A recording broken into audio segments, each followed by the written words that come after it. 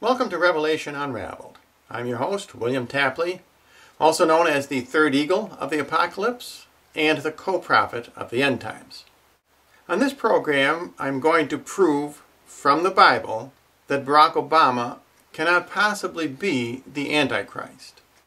Now, this does not mean he could not be an Antichrist. In other words, he could be a precursor of the Antichrist.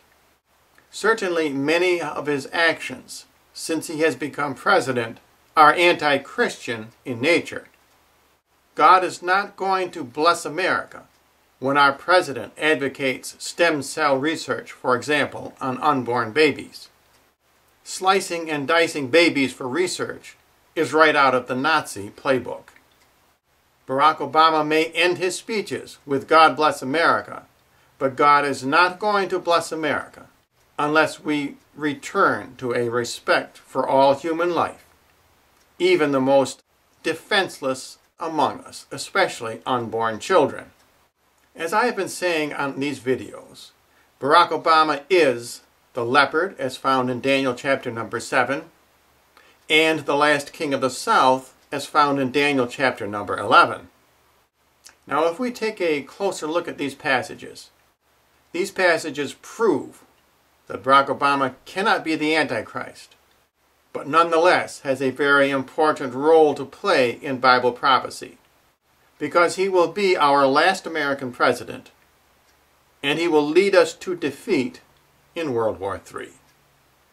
Now, in Daniel chapter number 7, the prophet sees 4 beasts come up out of the sea. Now, the first is a lioness with eagle's wings, which are plucked off. Now, this lioness with eagle's wings plucked off represents England, and the wings represent the United States and her colonies. This lioness also represents the leader of England, probably the Queen, and she stands on her 2 feet and is given the heart of a man. I think this probably refers to Queen Elizabeth. And next, a bear comes up out of the sea, with 3 ribs in its mouth, and is said, "Devour much flesh." This bear symbolizes Russia in the end times. And the leader of the bear would be the premier of Russia, probably Dmitry Medvedev, since Medvedev indicates a bear in the Russian language. And lastly, a leopard comes up out of the sea, which had on its back the 4 wings of a bird and 4 heads. Now, these 4 heads and 4 wings indicate the United States. The 4 wings represent our 4 branches of the military: Army, Navy, Air Force, and Marines.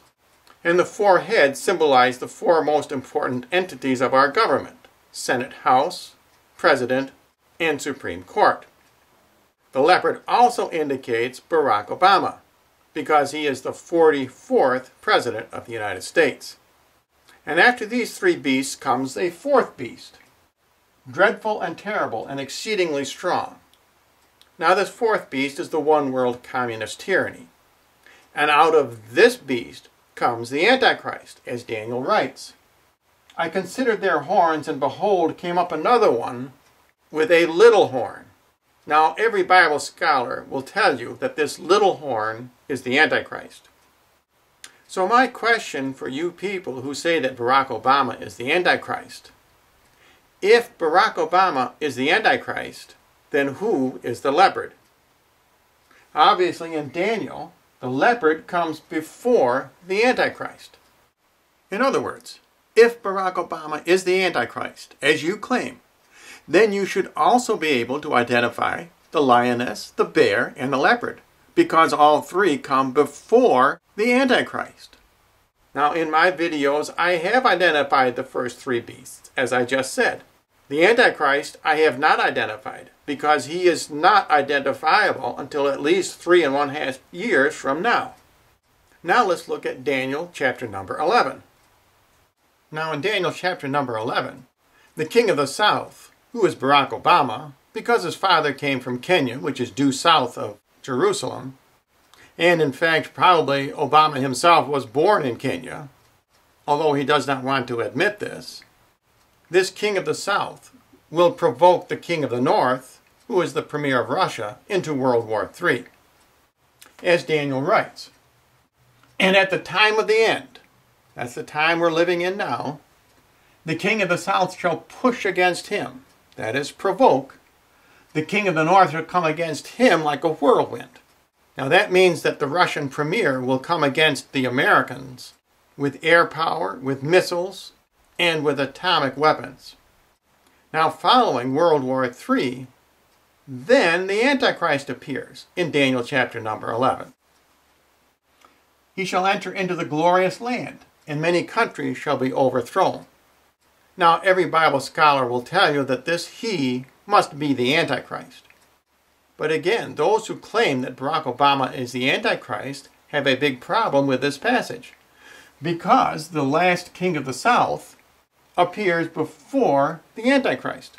In other words, if you claim that Barack Obama is the Antichrist, you should be able to identify who the last king of the south is.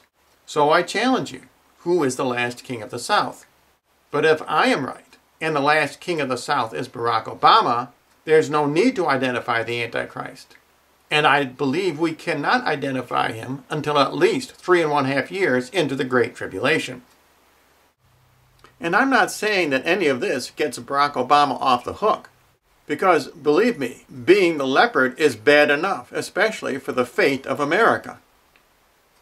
So in conclusion, until the false prophets can identify for you who the last king of the south is and who the leopard is, then I will continue to claim that both of those individuals are Barack Obama, and the Antichrist cannot possibly be Barack Obama. And if you would like more information, simply write to the address you see on your screen.